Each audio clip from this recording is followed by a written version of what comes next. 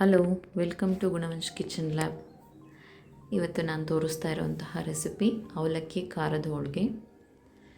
ಇದನ್ನು ಬೆಳಗ್ಗೆ ಬ್ರೇಕ್ಫಾಸ್ಟ್ಗಾದರೂ ಮಾಡ್ಕೋಬಹುದು, ಇಲ್ಲ ಲಂಚ್ಗಾದರೂ ಮಾಡ್ಬೋದು. ಲಂಚ್ ಬಾಕ್ಸ್ಗೆಲ್ಲ ತೊಗೊಂಡೋಗಿ ತುಂಬ ಚೆನ್ನಾಗಿರುತ್ತೆ, ತುಂಬ ಸಾಫ್ಟಾಗಿ ಟೇಸ್ಟಿಯಾಗಿರುತ್ತೆ.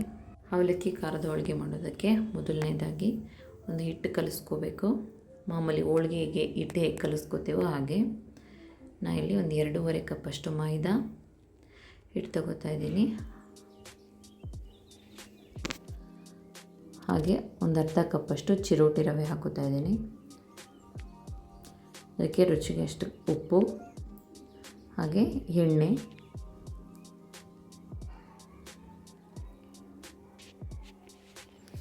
ಇಷ್ಟನ್ನು ಹಾಕಿ ನೀರು ಹಾಕಿ ಮಾಮೂಲಿ ನಾವು ಹೋಳಿಗೆಗಿಲ್ಲ ಯಾವ ಥರ ಹಿಟ್ಟು ಕಲಿಸ್ತೀವೋ ಆ ಥರ ಹಿಟ್ಟು ಕಲಿಸ್ಕೋಬೇಕು.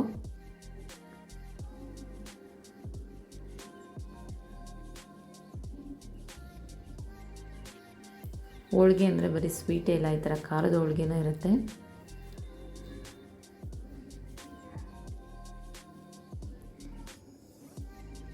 ಎಷ್ಟು ಸಾಫ್ಟಾಗಿರುತ್ತೆ ಅಂದರೆ ನೀವು ಟ್ರೈ ಮಾಡಿ ನೋಡಿ.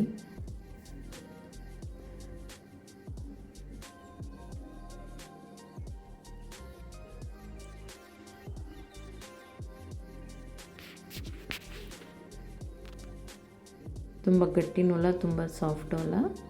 ನೋಡಿ, ಈ ಥರ ಹಿಟ್ಟು ಕಲಿಸ್ಕೋಬೇಕು.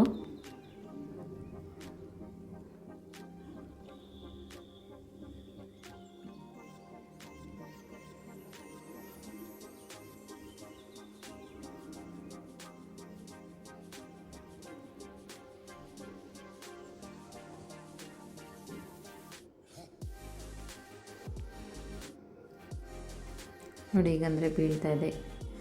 ಇಷ್ಟು ಗಟ್ಟಿಯಾಗಿ ಕಲಿಸ್ಕೊಂಡ್ರೆ ಸಾಕಾಗುತ್ತೆ. ಇದಕ್ಕೀಗ ಮೇಲೆ ಸ್ವಲ್ಪ ಎಣ್ಣೆ ಹಾಕಿ ಹಾಗೆ ಮುಚ್ಚಿಡ್ತಾ ಇದ್ದೀನಿ. ಹಿಟ್ಟು ನೆನೆಯೋದಕ್ಕೆ ಬಿಡಬೇಕು.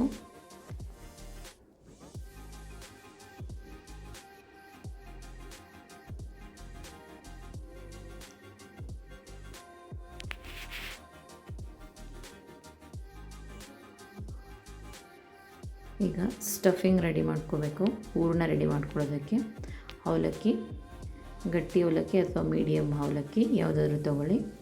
ಅದನ್ನು ಮಿಕ್ಸಿ ಜಾರ್ಗೆ ಹಾಕ್ಕೊಂಡು ರವೆ ಆಗುವಷ್ಟು ಪೌಡ್ರ್ ಮಾಡ್ಕೋಬೇಕು. ತುಂಬ ನುಣ್ಣಗೆ ಪುಡಿ ಮಾಡಬಾರ್ದು, ಹಿಟ್ಟು ಥರ ರವೆ ಥರ ಇರಬೇಕು. ನೋಡಿ, ಈ ಥರ ಇಷ್ಟಾದರೆ ಸಾಕು. ಈ ಥರ ಪೌಡ್ರ್ ಮಾಡ್ಕೊಳ್ಳಿ. ಈಗ ಇದನ್ನೊಂದು ಪಾತ್ರೆಗೆ ಹಾಕೋತಾ ಇದ್ದೀನಿ.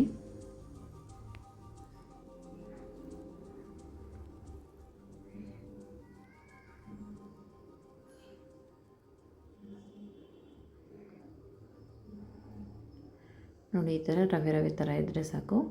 ಇದಕ್ಕೀಗ ನೀರು ಹಾಕ್ಕೊಂಡು ಇದನ್ನು ಒಂದು ಸಲ ತೊಳ್ಕೊಬೇಕು.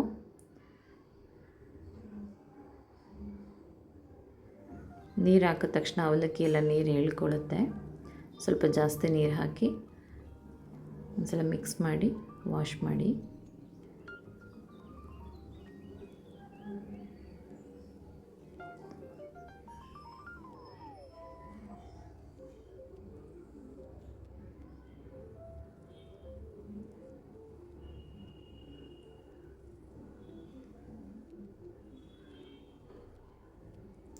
ನೋಡಿ, ಇದು ವಾಶ್ ಮಾಡಿ ಎಕ್ಸೆಸ್ ವಾಟರೆಲ್ಲ ತೆಗಿತಾ ಇದ್ದೀನಿ. ನೋಡಿ, ಸ್ವಲ್ಪ ಹೊತ್ತು ಬಿಟ್ಟರೆ ಈ ಥರ ಗಟ್ಟಿಯಾಗುತ್ತೆ. ಈಗ ಇದಕ್ಕೆ ಒಂದು ಮಸಾಲೆ ರೆಡಿ ಮಾಡ್ಕೋಬೇಕು. ಅದಕ್ಕೆ ಸ್ವಲ್ಪ ಶುಂಠಿ, ಹಾಗೆ ಬೆಳ್ಳುಳ್ಳಿ,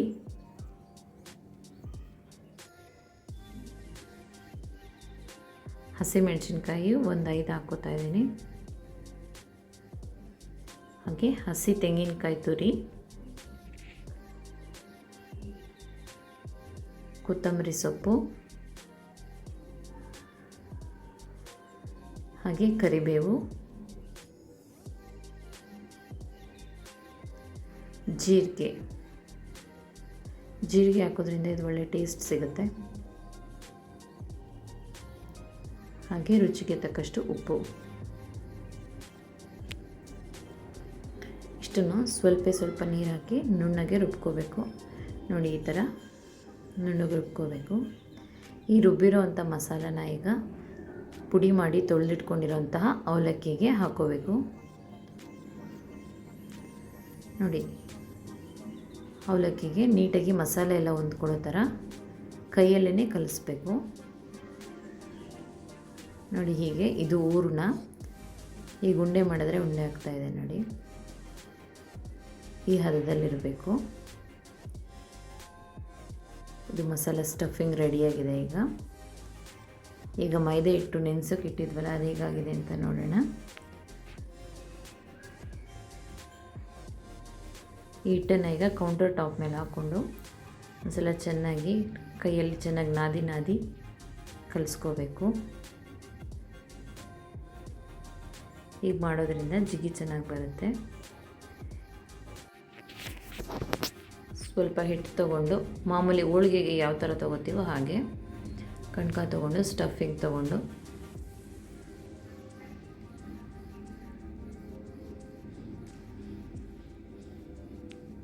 ಇಲ್ಲಿ ನಾನು 2 ಮೆಥಡಲ್ಲಿ ತೋರಿಸ್ತಾ ಇದ್ದೀನಿ. ಒಂದು ಪುಡಿ ಹಿಟ್ಟು ಹಾಕಿ ಉಜ್ಜೋದು, ಇನ್ನೊಂದು ಮಾಮೂಲಿ ಹೋಳಿಗೆ ಥರ ಹೇಗೆ ಲಟ್ಸೋದು ಅಂತ ಆ ಥರ ತೋರಿಸ್ತಾ ಇದ್ದೀನಿ.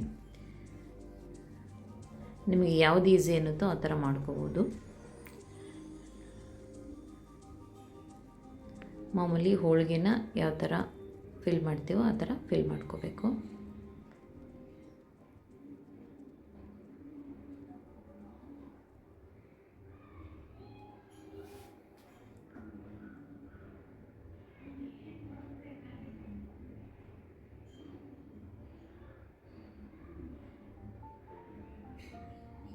ಕೈಯಲ್ಲಿ ಒಂದ್ಸಲ ನೀಟಾಗಿ ಒತ್ಕೊಳ್ಳಿ.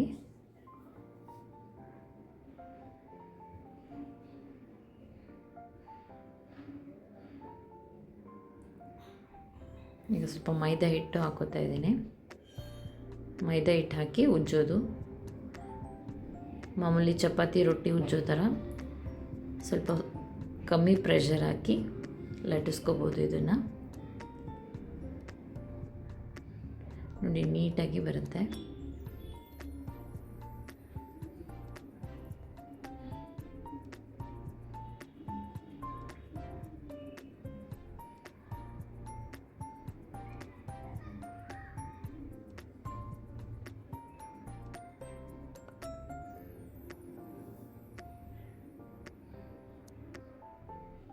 ಒಂದ್ಸಲ ಟ್ರೈ ಮಾಡಿ ನೋಡಿ. ಮಾಮೂಲಿ ಬ್ರೇಕ್ಫಾಸ್ಟ್ ಇದು ಒಂದು ಆ್ಯಡ್ ಆಗುತ್ತೆ ನಿಮಗೆ, ಅಷ್ಟು ಟೇಸ್ಟಿಯಾಗಿರುತ್ತೆ.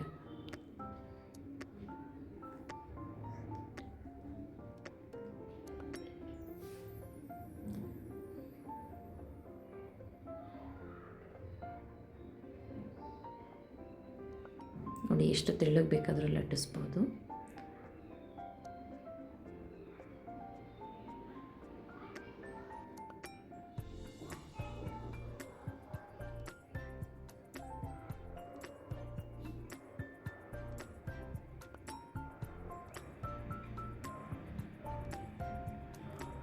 ನೋಡಿ ಈಗ ಇದು ಲಟ್ಸಿದ್ದಾಗಿದೆ. ಇದನ್ನೀಗ ಬೇಯಿಸ್ಕೊಳ್ಳೋಣ. ಈಗ ಹಂಚ್ಕಾದಿದೆ, ಅದಕ್ಕೆ ಎಣ್ಣೆ ಹಚ್ಕೋತಾ ಇದ್ದೀವಿ.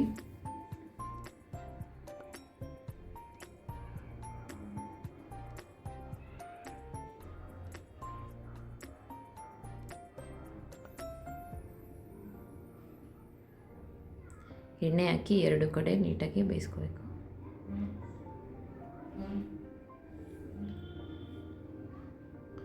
ತುಂಬ ಸಾಫ್ಟಾಗಿ ತುಂಬ ಚೆನ್ನಾಗಿರುತ್ತೆ.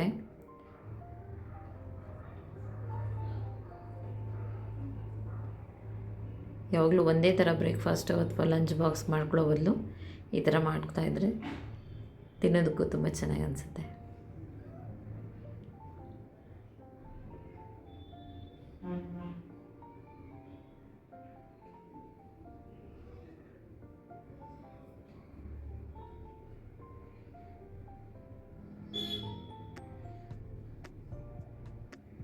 ನೋಡಿ ಇದೆ ಬೇಯಿಸಿದ್ದೀನಿ.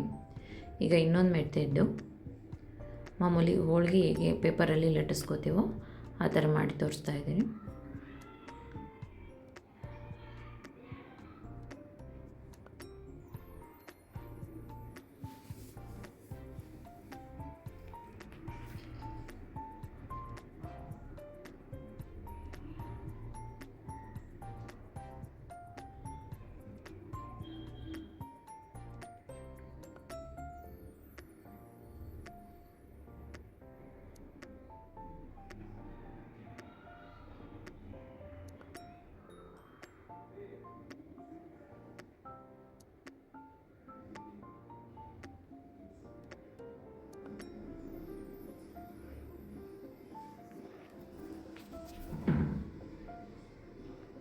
ನೀವು ಬಟರ್ ಪೇಪರಲ್ಲಿ ಇಲ್ಲ ಬಾಳೆ ಎಲೆಯಲ್ಲಿ ಅಥವಾ ಯಾವುದೇ ಪ್ಲಾಸ್ಟಿಕ್ ಶೀಟಲ್ಲಾದರೂ ಈ ಥರ ಮಾಡ್ಕೋಬೋದು.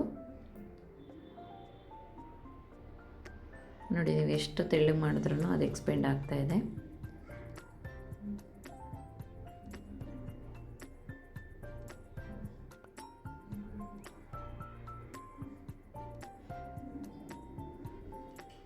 ಈ ಹೋಳಿಗೆನ ಕಾಯಿ ಚಟ್ನಿ ಜೊತೆ ಇಲ್ಲ ಈರುಳ್ಳಿ ಚಟ್ನಿ ಜೊತೆ ತಿನ್ಬೋದು. ಹೀಗೆ ಎಣ್ಣೆ ಹಾಕಿ ಬೇಯಿಸ್ತಾ ಇದ್ದೀವಿ. ನೋಡೋದ್ರಲ್ಲ ಎಷ್ಟು ಈಸಿಯಾಗಿ ಖಾರದ ಹೋಳಿಗೆ ಮಾಡ್ಬೋದು ಅಂತ. ಈ ರೆಸಿಪಿ ಇಷ್ಟ ಆಗಿದ್ರೆ ಪ್ಲೀಸ್ ನನ್ನ ಚಾನಲ್ ಲೈಕ್ ಮಾಡಿ, ಶೇರ್ ಮಾಡಿ, ಸಬ್ಸ್ಕ್ರೈಬ್ ಮಾಡಿ. ಹೀಗೆ ನಂಗೆ ಸಪೋರ್ಟ್ ಮಾಡಿ.